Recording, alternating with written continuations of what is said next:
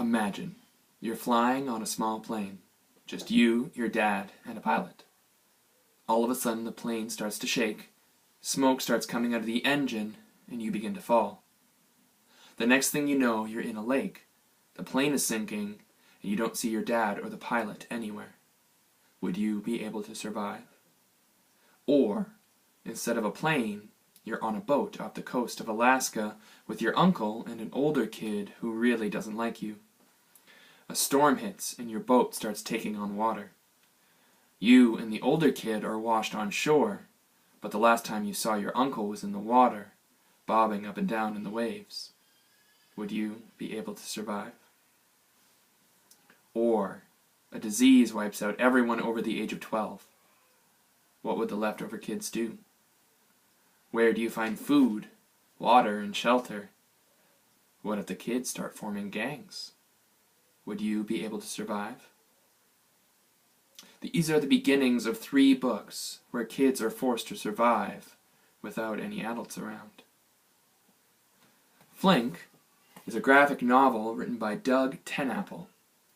After Conrad survives a plane crash, he is saved by an unusual and not entirely human friend.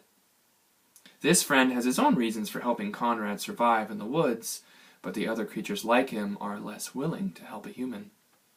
To survive, Conrad must fight a bear with rabies, trust a creature he has just met, and really start to pay attention to what is around him. Through his experiences, Conrad discovers strength he didn't know he had, and the importance of family. The Skeleton Tree by Ian Lawrence begins like many survival tales. After his uncle's boat sinks, Chris is stuck in the Alaskan wilderness with a jerk named Fred.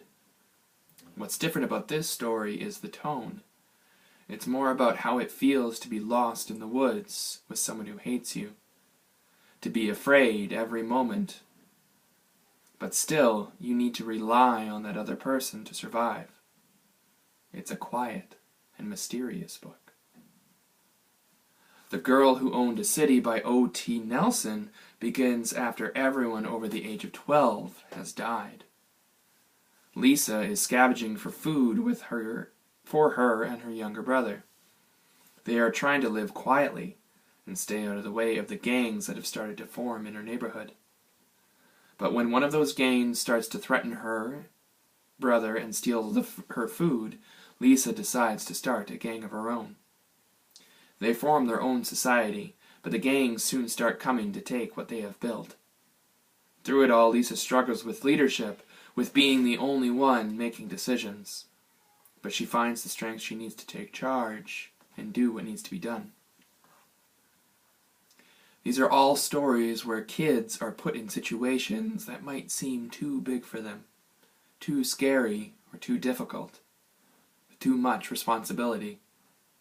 But they discover that they are resilient, that they're brave, and they're smart, just like all of you.